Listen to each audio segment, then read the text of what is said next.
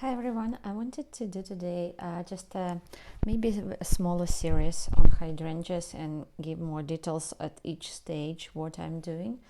So I wanted to show first the paints I'm using. So for hydrangeas that blue-purple color with a little bit of yellow in it, I'm using titanium white, ultramarine blue, lots of it, lots of both, ultramarine blue and titanium white. The next color I'm using is viridian. I'm mixing it with browns and yellows, and I'm using yellow ochre as well. It could be any brand, it doesn't have to be Gamblin, it just happened to be Gamblin. Also I'm using transparent brown oxide, transparent brown oxide. I'm using brown and green in mixtures, and I'm using blue in mixtures with alizarin crimson. So here's alizarin crimson, but I can also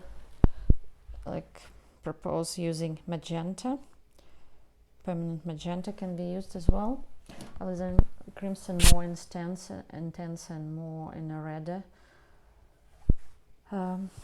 scale, and also using lemon yellow. It's a cooler yellow, but you can also use cadmium yellow light instead. That also would work okay. And I'm mixing yellows with greens and blues with reds and greens with browns. This way I have complex mixtures. They're not just pure colors, and at the same time they create good variety and harmony and balance in the painting. So I will do a basic block in as well now, so you can see how I'm doing from the very beginning. So I'm mixing some viridian and some brown color, and I'm doing a warmer, more browns and green, so that mixture is like this. I'll show. So I have quite a few flowers there, but I'm going to leave some space for those flowers, so I'm painting around those flowers right now. Also I'll have background, but for now I'm just doing where my leaves are going to be. So this is going to be one of the flowers here, then there is some paint around it. There is some leaf here, there is another flower here, and there is more, and it's very, very transparent, as you can see. There is a bigger flower over here, and actually I'm going to lift it a little. It's easy to wipe as well. There is a bigger flower over here, smaller flower over here, but it can go off the canvas, it's not a big problem. And I'll put this flower a little higher, and then there is under it, there is a smaller flower somewhere here, and then there is another flower. It has to go off the canvas again. So this is just a very, very preliminary stage of designing where is going to be, what is going to be where. So there is another flower will be there, just very small. You can see some small flower here. I'm not sure I'm going to paint it. Maybe I'll move it a little bit further here instead. So when you paint, you can always modify your design. So I think that's what it's going to look like. And now I'm going to add a little bit more color and just to see where the darks are going to be. So I'm mixing more green and more brown. Still very thin, but a little bit thicker than it was. So I'm already starting to squint. to see where my darkest darks are going to be. I have a cool light from the window, so it's a little bit more brown on the right where the shadows are, and I can also modify them. If I see I need more green, I will add more green in those leaves, but for now I just can see these warmer shadows, and the shadows are cooler as we move closer to the window, like leaves at the background, that I can see they're cooler and has more green, and I later add some white as well. So I'm not painting leaves or anything else right at this point, just colors of sport where I'm going to see my leaves later.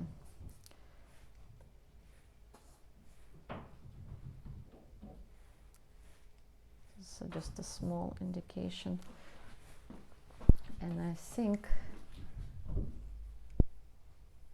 that would be it for now for leaves. I may do flowers and then background, and that will be my basic block in. So mixing some ultramarine and some alizarin, and in some of them I'm adding a little bit brown just to add some warmth to it. So this is a main flower. If you look at the other videos, I'm not sure yet in which sequence I'm going to post them. Maybe this video will be the first one. So as you can see, I'm using quite a big brush. This helps me to focus on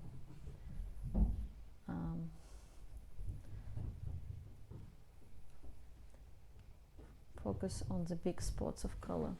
So mixed a little bit of white, just very, very little, because it's not as dark.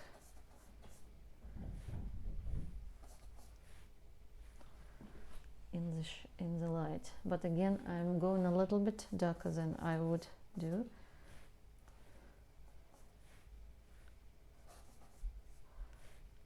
Again, right now it's just blocks of color that I'm going to modify as I go further.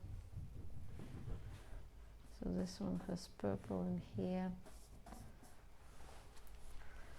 So I need to add alizarin crimson to my palette.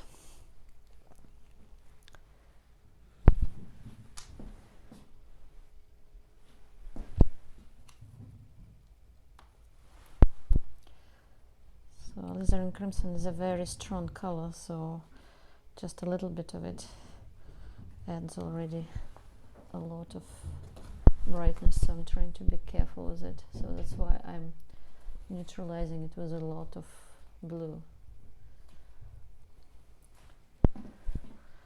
So this one, it's a more blue color hydrangea, but it's a little bit darker on top. So the one at the back, not as contrasting, but still quite purple. I can see quite purple.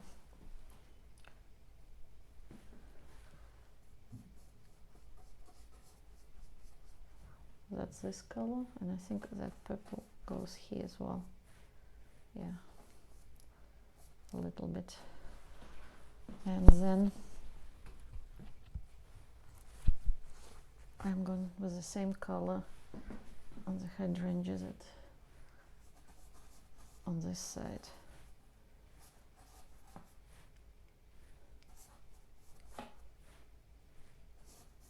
A little bit darker here at the bottom, and a little bit lighter here. So hydrangeas, I look at them like little balls or big balls of color. So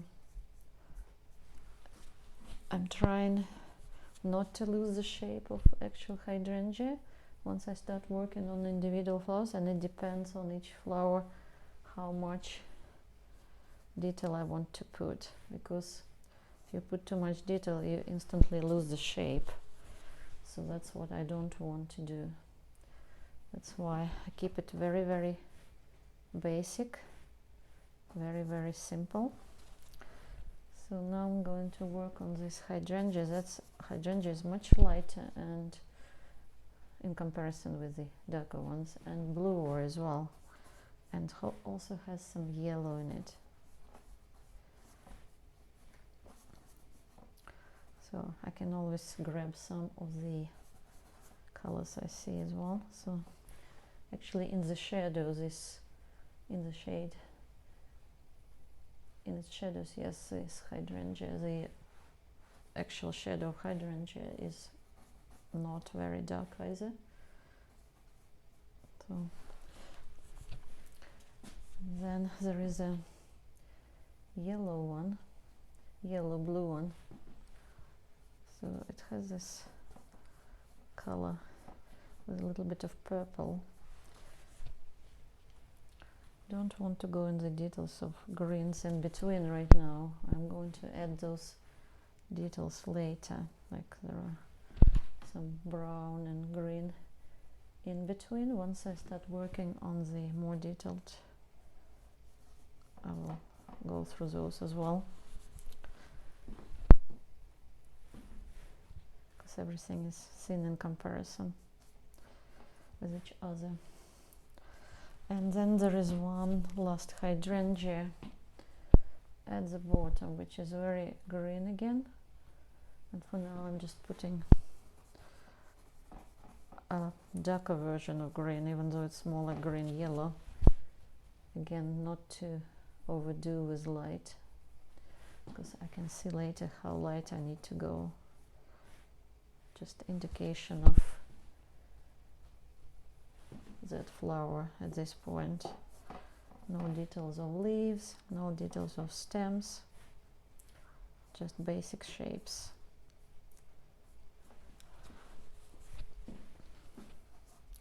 And again, I will be carving around those shapes later. And maybe I'll do a little bit of background, just so I could see what my background is going to look like. So I have a very light gray. It's actually a mix of white and gray material, so it's a little bit cool in the light. And the main thing for me with my background, not to go very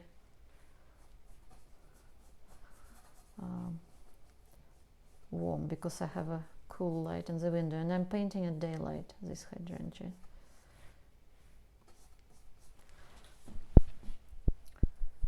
So it's a cool daylight. So I want to add a little bit more liquid. I'm using the same thing as always, like a Gamsol or alternative. It's really a paint thinner and a washer. So I'm just again doing basic shape indications.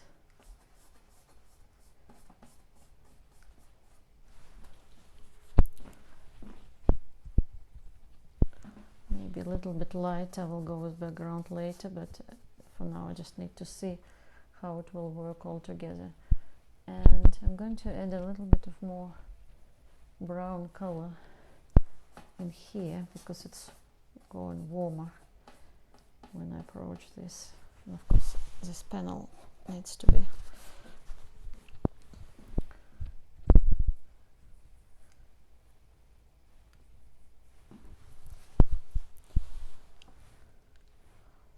I have to paint the edges of this panel.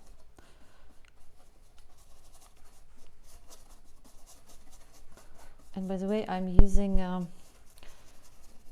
linen panel this time. It's a linen stretched on panel. I haven't made it myself like I normally do. It's just a purchased panel with linen on top of the panel, but it's archival and it's good quality linen. And my last touch will be here at the bottom. I can see some background here as well. So I'm just a little bit blocking in. So really I covered the whole canvas at this point with paint. There's a little bit of background here. And that's about it at this stage. So I may put this as a separate part of the video, and I can do another video when I start working on more detail. So this is a basic block-in for hydrangeas, and I hope to see if I can do another part for it.